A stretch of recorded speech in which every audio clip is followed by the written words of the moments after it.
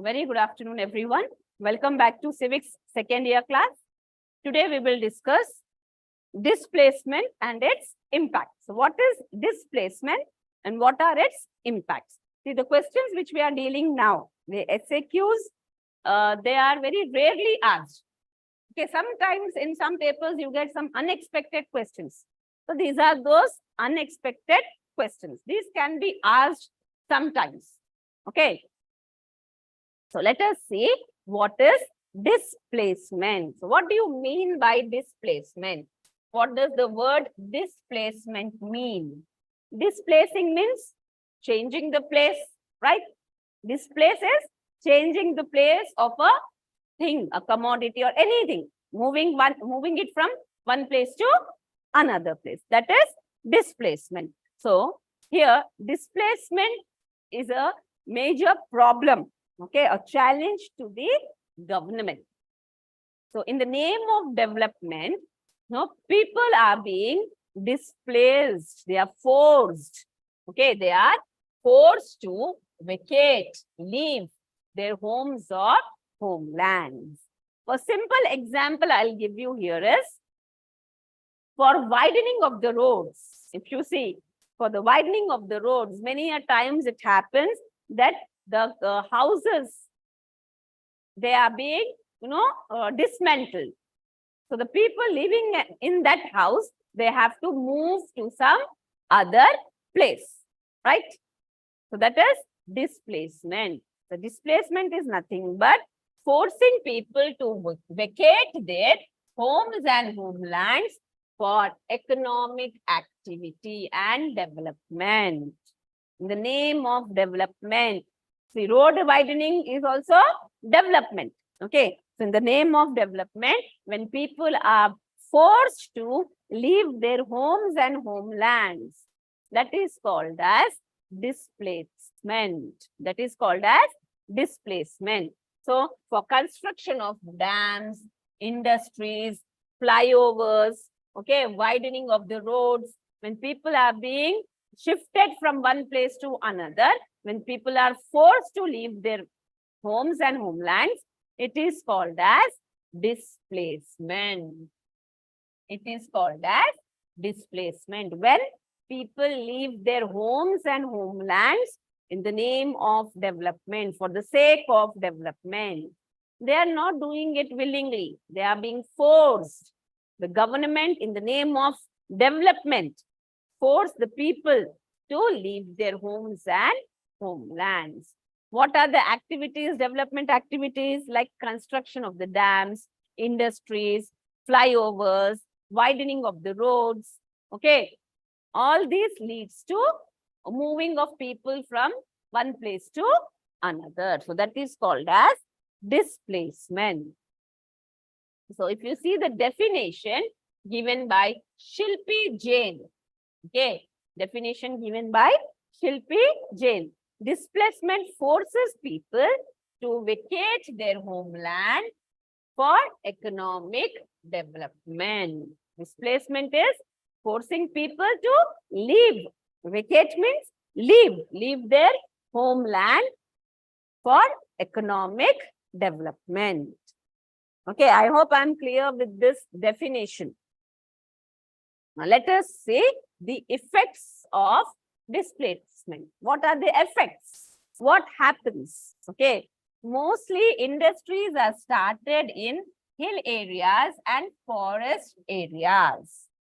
Okay, so if you see, when government want to set up new industries, they will try to set up in hilly areas and in forest areas, away from the city, away from the cities. So in these hill areas or in forest areas, you will find tribal people. You will find tribal people, tribes.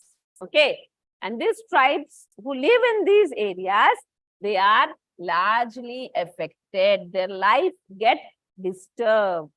Okay. They are moved from that place to some other place. For example, they are using forest area for the sake of development. So the tribes who are living in the forest areas, they are habituated to live in the forest areas. when they are asked to come and settle in, cities, they find it difficult. The city life will not be, comfortable for them.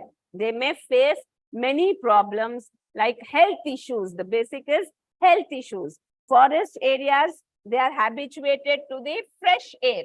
When they come to cities, they have to, inhale the polluted air, which may cause health problems. Okay. And already these tribes, they are poor, and moving to the other place will make them more poor, because the standard of living is different. Okay, the standard of living is different there.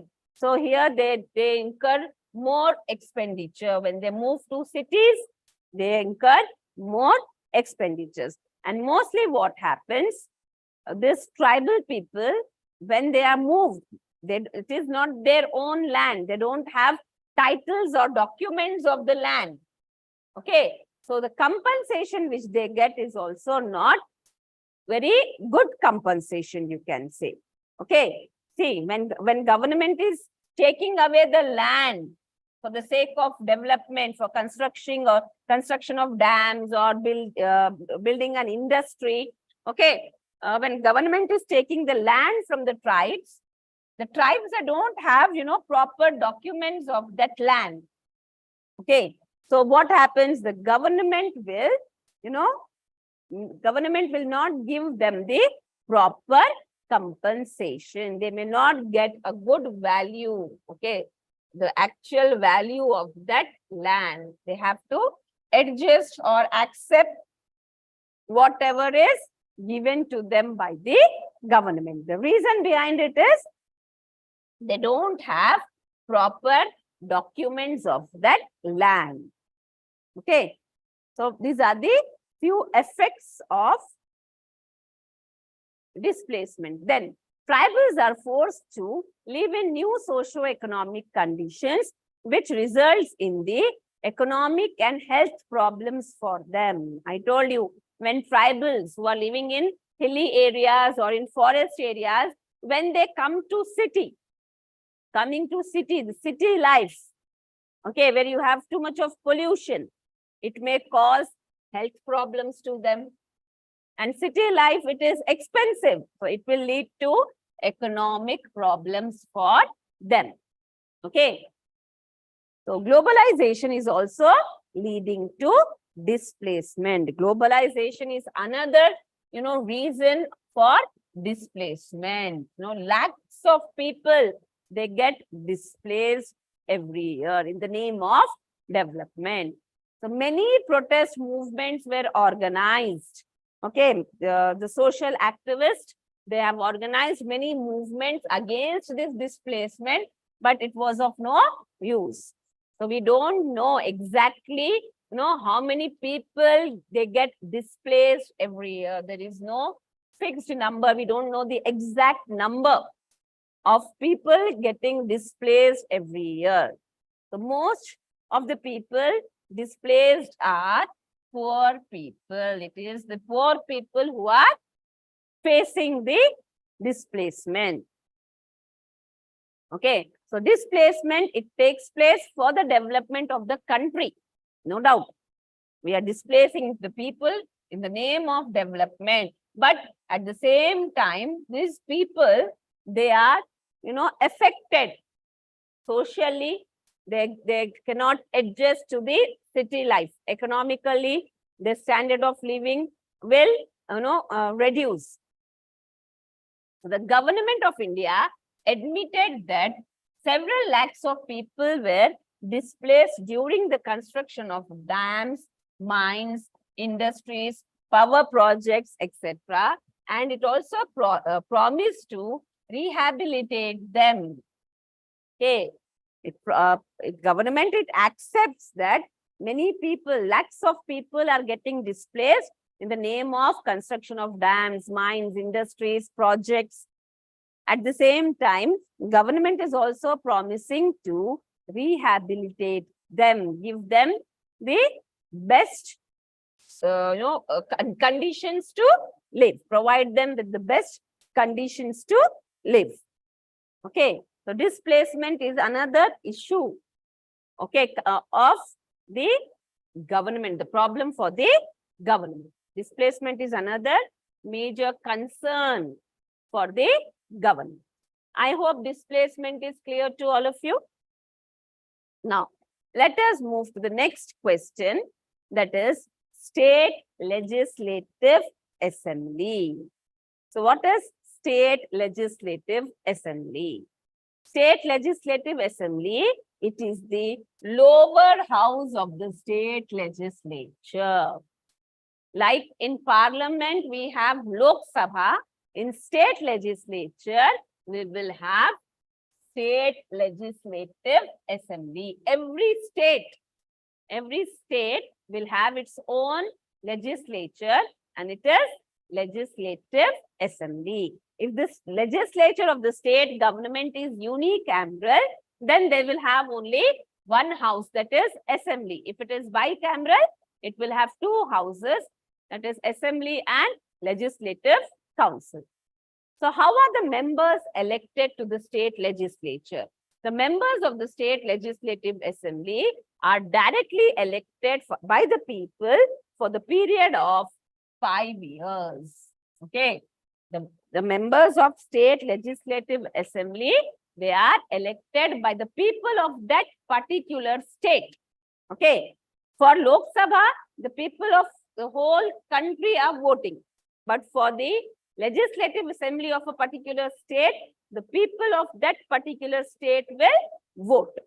And it is for the period of 5 years. Now, if you see the membership, it varies from 60 to 500. So, the minimum strength of legislative assembly is 60 and the maximum is 500. That is the strength of legislative assembly. It can vary from 60 to 500, depending upon the population of that particular state, the area of that particular state. Okay. So some seats are reserved for scheduled caste and scheduled tribes. Okay, seats are reserved for scheduled caste and scheduled tribes. And all the citizens who are above the age of 25 years are eligible to contest for the election of state assembly. Any citizen who is above the age of 25 years is eligible to contest for the state assembly. Okay, and every legislative assembly will have a speaker and deputy speaker who conducts the meetings of the assembly. Okay, in Lok Sabha also we have speaker and deputy speaker, right?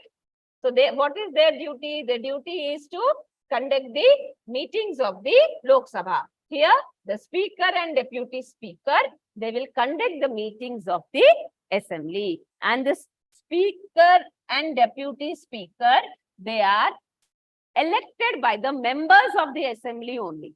Okay. After elections, after the members are elected for the assembly, the elected members among themselves will elect a speaker and a deputy speaker. Okay. So now, next is, now they will decide the meetings of the assembly. So, to conduct the meetings, quorum is required. To conduct any meeting, quorum is required. So, what is quorum? If this is new term, new word for all of you, quorum. Okay. Quorum means the minimum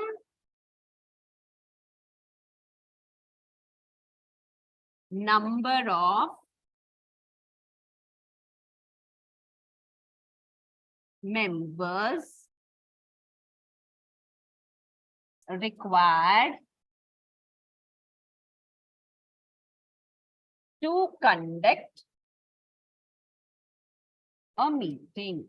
minimum number of members required to conduct a meeting is known as quorum. Okay, minimum number of members required to conduct the meeting is known as quorum. So, the quorum of State Legislative Assembly is fixed as 1/10. The quorum is fixed as 1/10 of the total membership. Okay, similarly, the quorum for Lok Sabha is also 1/10. Okay, usually it is the speaker who decides the quorum, but it is fixed as 1/10 of the total membership. For example, if the strength of the assembly is 60, minimum we said 60, right? If the strength of the assembly is 60, then the quorum will be 1/10 of it. That is, 6 members should be present to conduct the meeting. If the quorum is 500, sorry, if the strength is 500, okay, if the strength is 500, then the quorum 1/10 is 50. 1/10 of 500 is 50. So 50 members should be present to conduct a meeting of the house. It is completely on the basis of the strength, the membership of the house. Okay, if the members are, suppose, 120, then 1/10 of 120 will be 12 members. It depends on the strength of the house. So it is fixed as 1/10 of the total membership. So what is quorum? Remember this word, quorum. Okay, quorum. Quorum means the minimum number of members required to conduct the meeting. Okay, that is called as quorum. So the quorum of the Legislative Assembly, it is 1/10 of the total strength. Then next, what are the powers of Legislative Assembly? What are the powers of Legislative Assembly? So Legislative Assembly, it makes laws on the subjects included in the state list. We have discussed this, right? When we discussed your 5th chapter, Union State Relations, I told you the state legislature will make on the laws on the subjects which are included in the state list. Okay. Then we know that legislature, it controls executive. Okay, it controls executive. How it is controlling the executive? By asking questions and passing resolution. So here the legislature is assembly. Okay, and the executives are chief minister and his ministers. They are the executives. Okay, so chief minister and his ministers, they are controlled by the legislature. How? By asking questions on their policies and programs, on the decisions taken by the executives, and if they are not satisfied, they'll pass resolutions. So legislature, it is controlling the executive. Then its approval is necessary to spend money by the government. So what is this? Why government will spend the money? It will spend the money for the welfare of the people. So all the bills have to be, present in the legislature, and legislature should approve those bills. Then only government can spend the money.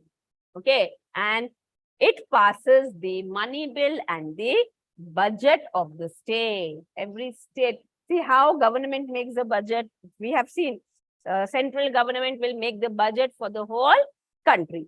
The state government will make the budget for the state. So that budget of the state government has to be approved or passed by the state legislature. Okay, the budget of the state government has to be approved by the state legislature.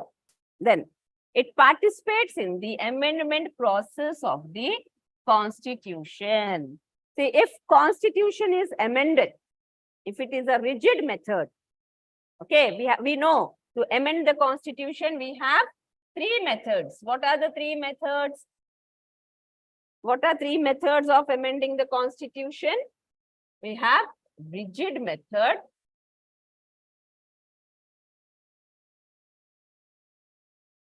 flexible method,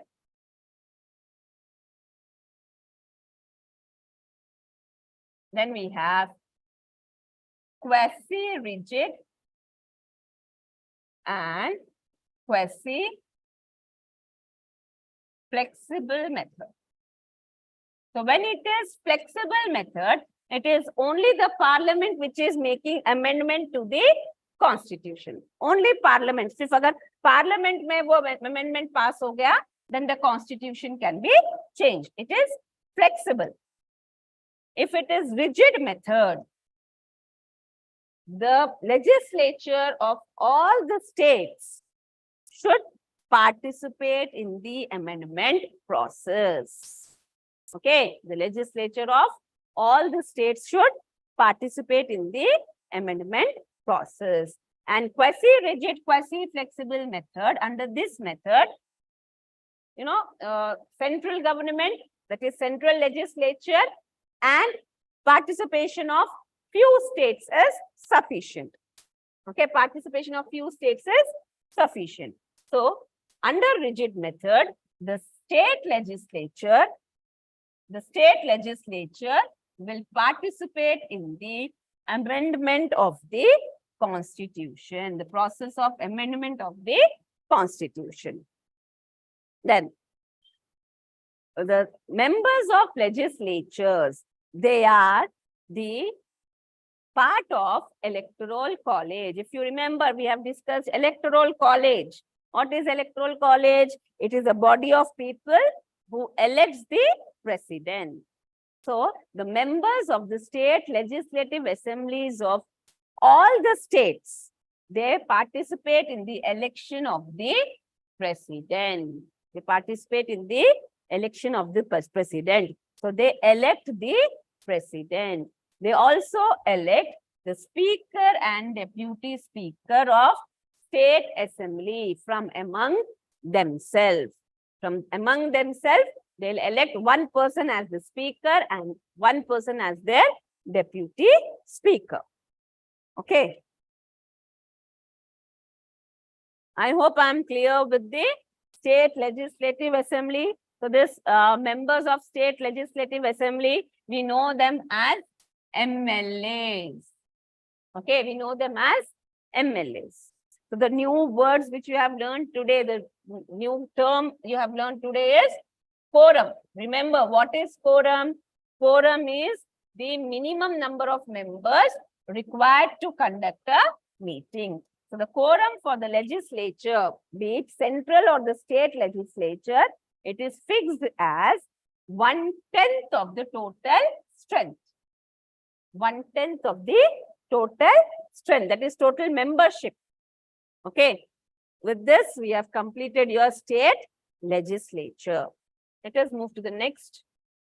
Write a note on Telangana movement in 1969. Why Telangana movement was started in 1969. So, after the after Hyderabad state became the part of Indian Union in 1953 and 1948. Okay, in 1948, Hyderabad state, that is Nizam state, it became the part of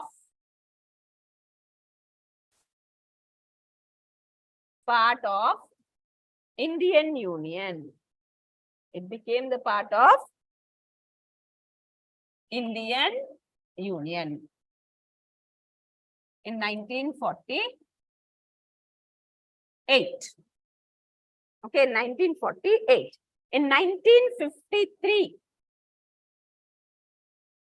okay, Andhra got separated. Andhra got separated from Madras presidency. Okay, it got separated from Madras. So now two different states, see, Hyderabad state and Andhra state. These two states, they had Telugu speaking people in both the regions. In Hyderabad state and in Andhra state, we had Telugu speaking people. And Hyderabad was well developed. Hyderabad was well developed. Andhra was newly formed, so it was not developed. So the leaders of Andhra region, they felt that as we have Telugu speaking people in both the regions, why not merge this both these regions and form a bigger state, a large state? Okay. So initially, the leaders of Hyderabad state, they did not accept that idea of merging. But later, after gentlemen's agreement, both Hyderabad state and Andhra state were merged and Andhra Pradesh was formed. Okay, and Andhra Pradesh was formed after the assurances given in the gentlemen's agreement. Okay, so both the states, Hyderabad and Andhra, were merged and Andhra Pradesh was formed in 1956, 1st November 1956. It was only because of the assurance given in the gentlemen's agreement. Okay. After the formation of Andhra Pradesh, the successive governments, they violated the gentlemen's agreement. Gentlemen's agreement was violated. So what was in gentleman agreement? The first point was, if chief minister is from one region, deputy chief minister will be from the other region. So after the formation of Andhra Pradesh, the chief minister was from Andhra region. So the deputy chief minister should be from Telangana, but they did not appoint deputy chief minister. So like this, they violated the gentleman's agreement, and in particularly Mulki rules. In gentleman's agreement, they said that if a person is staying in a Telangana region for 15 years continuously, for 15 years, if he is staying in the current Telangana region, then he will be eligible for the education and employment opportunities. But as the Andhra state was formed, Andhra Pradesh was formed, after the formation of Andhra Pradesh, what they did, they reduced this Mulki rule to 4 years.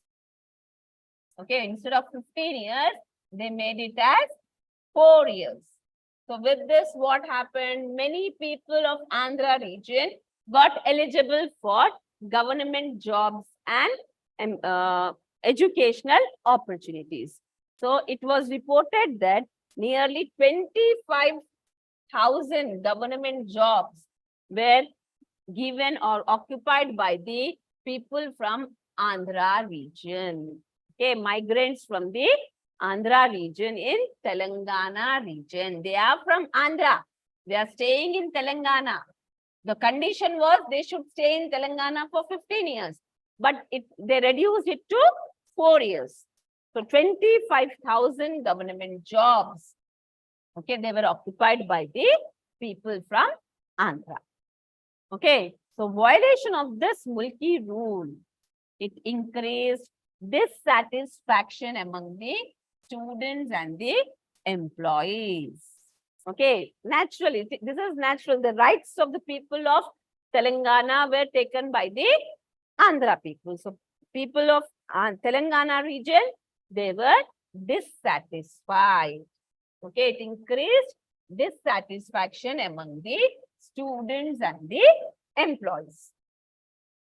And with this background, the movement was started for separate Telangana in 1969. This is the reason why the Telangana movement was started in 1969.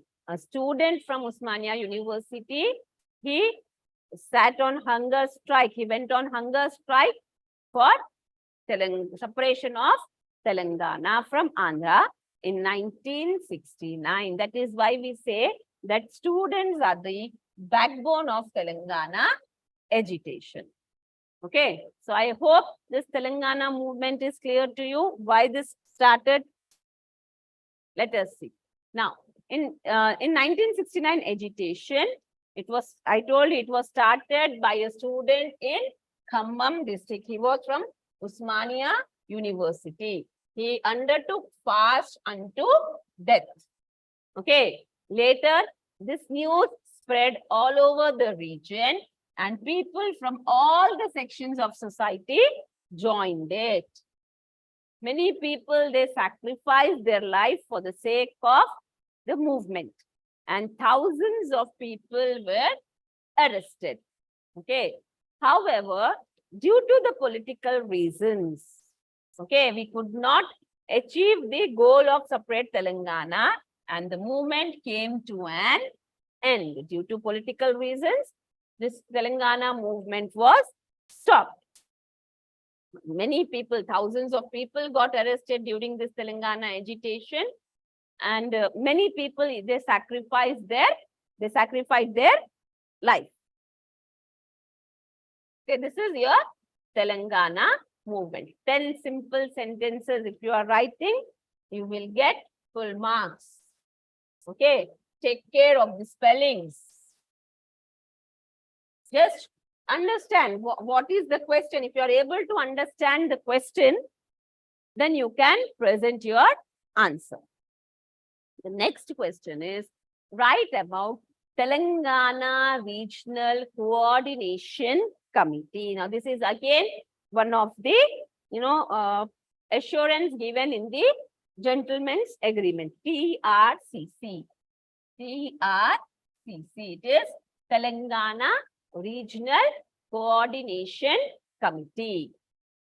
Okay, so in Gentleman's Agreement, it was said that Telangana Regional Committee shall be established. Okay, Telangana Regional Committee shall be established, and this Telangana Regional Committee will look into the development of only Telangana region. Okay, because it was, why the Telangana leaders were not ready for merging. They felt that if both states, Telangana and Andhra, are merged, then the Telangana region, as it is quite well developed by the Nizam, will get neglected. The focus will be on development of Andhra region. So they assured that they will not neglect Telangana region. For that, they will appoint Telangana Regional Coordination Committee. Okay, so it was established. Okay, and the committee advice was to be accepted by the government and the state legislature. They also said that we are establishing this committee. Whatever advice the committee gives, the government and the state legislature should accept it. With this intention, Telangana Regional Coordination Committee was established as one of the provisions of Gentleman's Agreement. Okay, so this Telangana Regional Coordination Committee was given the power to deal with development and economic planning of Telangana region. Okay, Telangana Regional Coordination Committee will look into the development and economic planning of Telangana region. Then it will also look into the functioning of the local self-government in Telangana region, public health, sanitation, hospitals, primary and secondary education.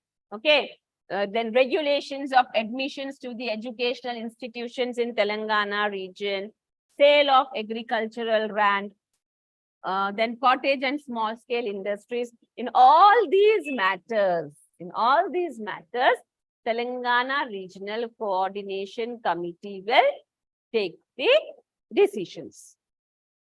Okay, in case of Telangana region, only in the Telangana region, Telangana Regional Committee will deal in all these matters.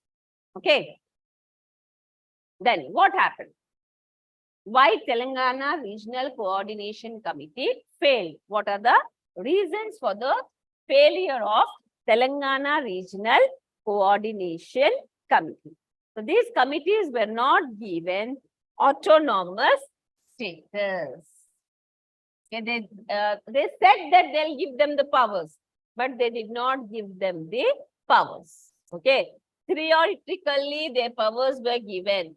Okay, they were given power to supervise, but not in practice. Practically, they were not functioning. Okay, see, to function, they required a office space. In some infrastructure is required that was not provided to them. They had no organizational infrastructure to carry out its functions. And in budget also, the allocation of budget was very less, very meager. Okay.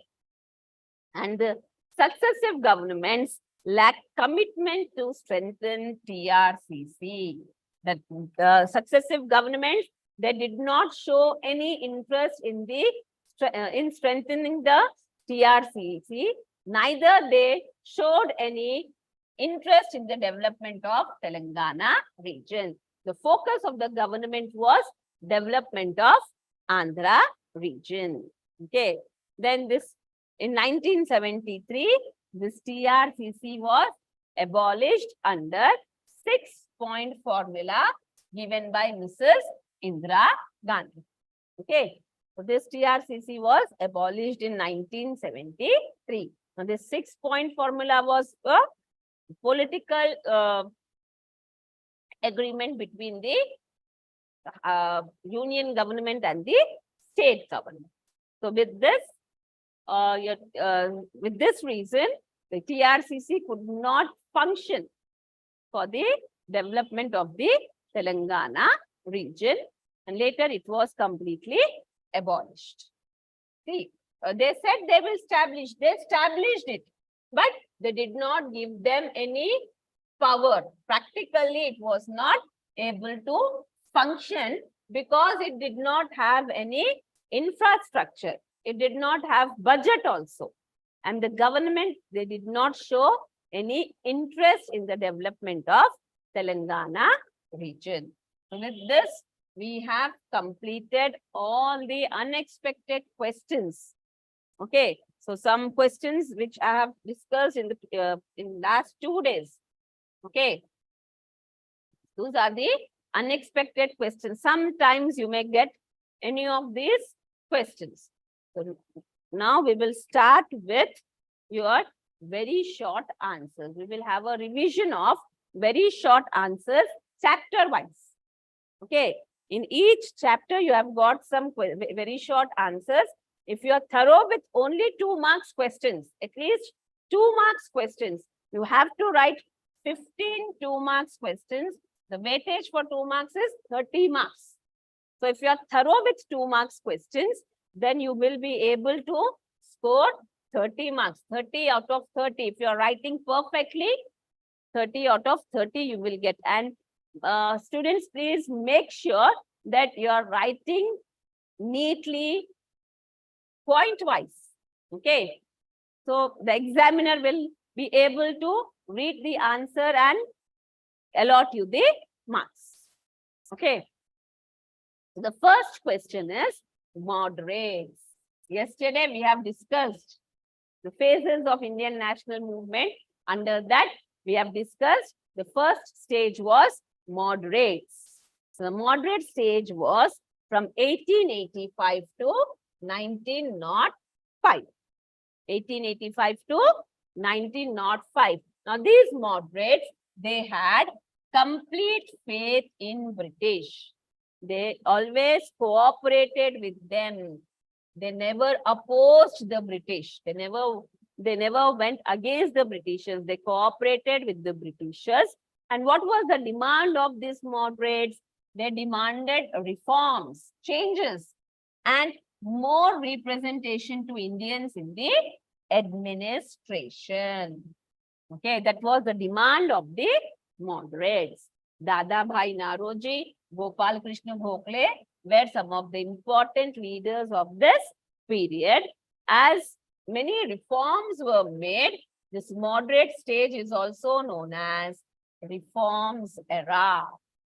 Okay, simple 5 sentences. Okay, will give you 2 marks. If a question is asked on moderates, just write it down like this in 5 simple sentences. Who were the moderates? What was the period? Okay, what was their demand? The moderate stage, it was from 1885 to 1905.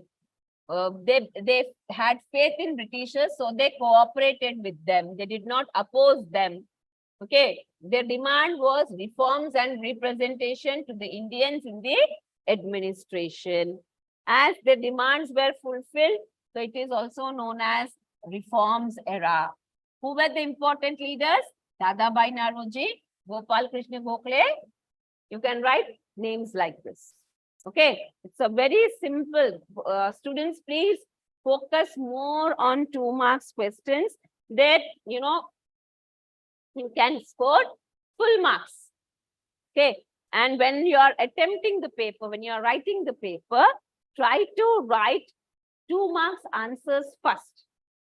Okay, because sometimes it happens that when you are learning, when you are writing LAQs or SAQs, you tend to forget and you get stuck. In that, you will waste some time.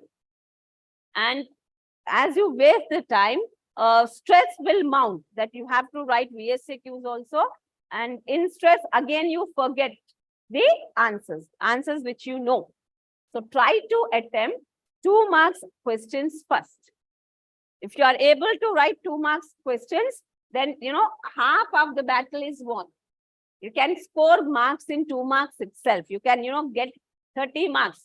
So if you are writing few more questions, you will get pass. You will get through the exams. So focus more on 2 marks questions. And now I am teaching all these 2 marks questions chapter wise. All the important questions from the each chapter I am taking.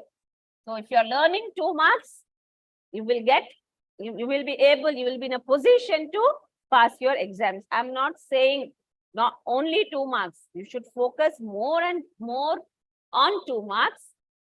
Then you should learn few LAQs and SAQs so that you can get passing marks. Now, second question is methods of extremist.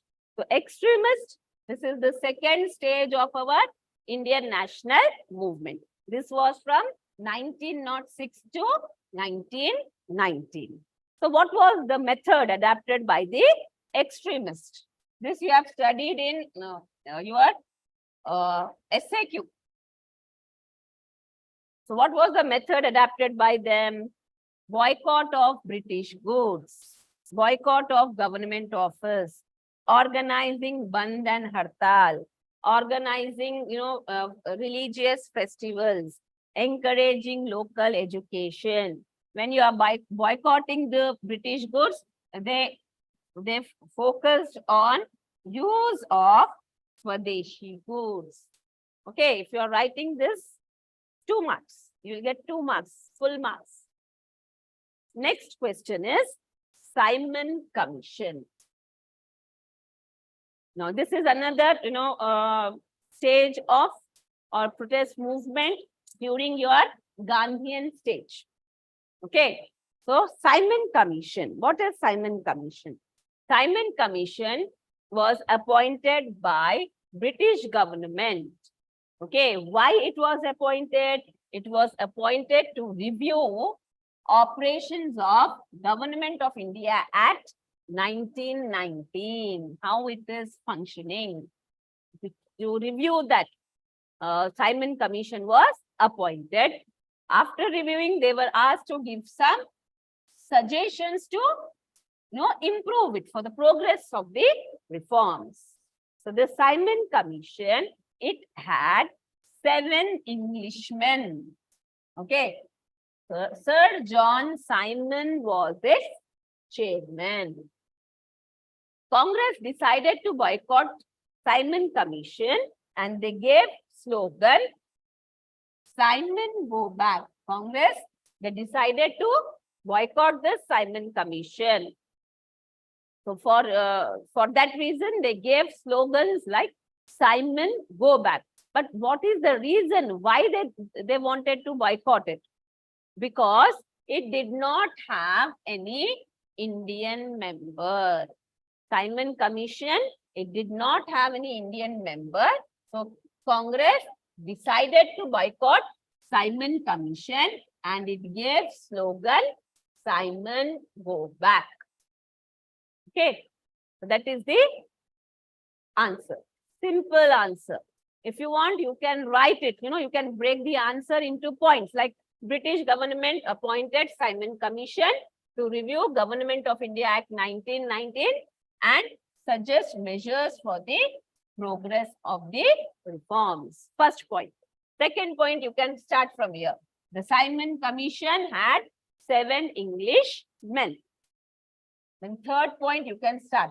Sir John Simon was its chairman. Fourth point, you can start from here. The Congress decided to boycott Simon Commission and gave slogan, Simon go back, as it did not have or it was not having any Indian member. So in 4 points, 4 simple sentences, you can finish this answer. Next is civil disobedience movement. Civil disobedience movement. Who organized it and when it was organized? Remember that this movement was organized in 1930 to 1934. When it was organized? In 1930 to 1934. Who organized it? Under the leadership of Mahatma Gandhi. Okay. So Gandhiji, he started this non-cooperation civil disobedience movement in 1930 and it was from 1930 to 1934. So what did Gandhiji do? He organized Dandi March to break salt laws by making salt. So he went to Dandi village, marching along with his followers. He went to Dandi village and there he made salt. So after making salt, he broke all the salt laws. So this is also known as salt satyagraha. Okay, this is also known as salt satyagraha. Hartals, hartals means strikes. Picketing. Picketing is damaging the shops selling the British goods. Then boycott, use of Swadeshi goods were organized throughout the country during this movement. Okay, that was civil disobedience movement. Next is Minto-Morley Reforms Act. Now, Government of India Act 1909, which was the first act made by the British government to satisfy the moderates. Okay, to satisfy moderates, British government, it made act, that is Government of India Act 1909. Okay, so this act is also known as, the other name for this act is Minto-Morley Reforms Act. Okay, it is also known as Minto-Morley Reforms Act 1909, Government of India Act 1909. This act is also known as Minto-Morley Reforms Act. Now, it was prepared by Lord Minto and Lord Morley. Lord Minto, he was the Viceroy of India and Lord Morley was the Secretary for the State of India. So, they prepared this act. That is why we call it as Minto-Morley Reforms Act. So through this act, the representation of Indians in the Legislative Council was increased. So this act increased the representation of Indians in the Legislative Council. It also introduced separate electorates for Muslims. Okay, and it brought about, significant changes in the legislative bodies in India. So many reforms were made. That is why we call it as a Reforms Act. Okay, many reforms, many changes were made in the legislative bodies through this act. That is why we call it as Reforms Act. Why we call it as Minto-Morley? Because it was prepared by Lord Minto and Lord Morley. So this is your Minto-Morley Reforms Act. And this is most repeated question. Next is Constituent Assembly. What is a Constituent Assembly? I told you, it is the body of people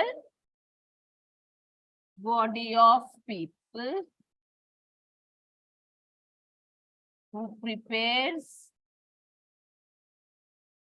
a constitution. Okay, so Indian Constitution was prepared by Constituent Assembly. Indian Constitution was prepared by Constituent Assembly, which was established in 1946. Why it was established? To prepare a constitution for India, a new constitution for India. So Dr. Rajendra Prasad, he was the president of the Constituent Assembly, and this Constituent Assembly had 389 members. Okay, and these 389 members were divided into different committees. The Constituent Assembly had 389 members. The important leaders were Jawaharlal Nehru, Sarojini Naidu, Dr. B.R. Ambedkar. They were some of the important leaders or members of Constituent Assembly. The Constituent Assembly, it took 2 years, 11 months and 18 days to complete the Constitution. To prepare the Constitution of India, it took 2 years, 11 months and 18 days. So this is your 2-mark answer for Constituent Assembly. Next is Drafting Committee. And just now I told you Constituent Assembly was divided into various committees. One such committee was Drafting Committee. What was the responsibility of Drafting Committee? It was the responsibility of Drafting Committee to draft the Constitution. To draft the Constitution. So this Drafting Committee, it was set up by Constituent Assembly on 29th August 1947. On 29th August 1947, Constituent Assembly, it set up Drafting Committee to draft the Constitution. Okay, Dr. B.R. Ambedkar was its chairman. Okay, Dr. B.R. Ambedkar was its chairman, and it had 6 other members like Syed Muhammad Sadullah, K.M. Munshi. Okay, you need not remember all the names, whatever you can remember. Okay, so you can also write it had 6 other members. If you are unable to remember the names, no problem, but you can mention, always you can mention that it had 6 other members. And the draft constitution, the draft of the constitution was prepared by the committee, and they submitted the draft to the Constituent Assembly on 4th November 1947. And the draft was published on 21st February 1948. Okay, so this is your drafting committee. The next question, the last question of this chapter is preamble.